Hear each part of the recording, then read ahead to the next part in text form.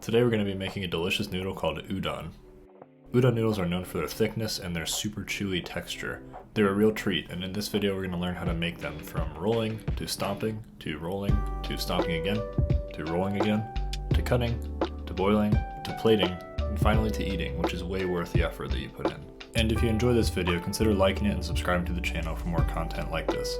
So the only ingredients we need for this recipe are 500 grams of bread flour, 25 grams of salt, and 250 grams of room temperature water.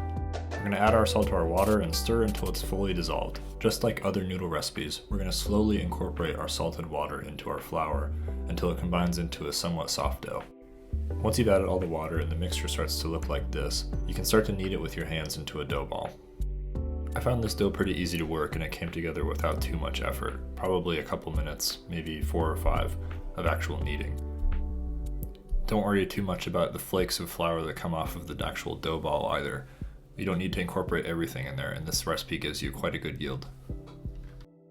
After doing a few minutes of kneading and you have a nice dense dough ball, either add it to a Ziploc bag or cling wrap it and rest it for 30 minutes. Then find your favorite pair of socks and get stomping. We're going to do 5 rounds of stomping and then kneading the dough. This may seem excessive, but this is the key to actually getting the correct texture for the udon noodle. What we're going for in the end is something that is as soft as an earlobe, as Japanese cookbooks say, and will yield some of the chewiest noodles you've ever eaten.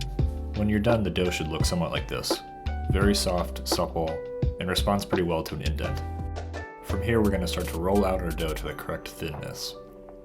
You're going to want some potato starch and a pretty heavy rolling pin. You need to get this dough relatively thin, and what we're going to do is roll it over itself several times to thin it out a little bit easier, and then fold it and cut it with a knife.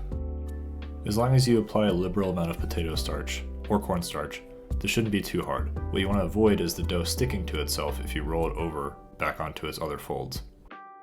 You also want to try to achieve a rectangular shape with the rollout. This is going to result in much easier folding and is going to make the noodles much more even lengths instead of lots of long ones in the middle and lots of short ones on the ends. Once you've reached about 1/8 of an inch thickness on the rollout, we can go ahead and fold and do our cutting.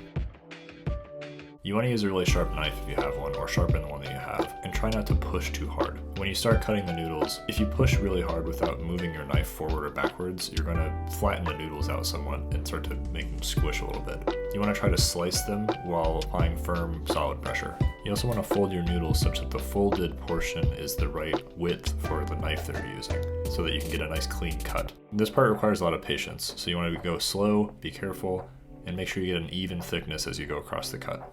In order to cook these, you need a big pot of boiling water and about 5-ish minutes of cook time.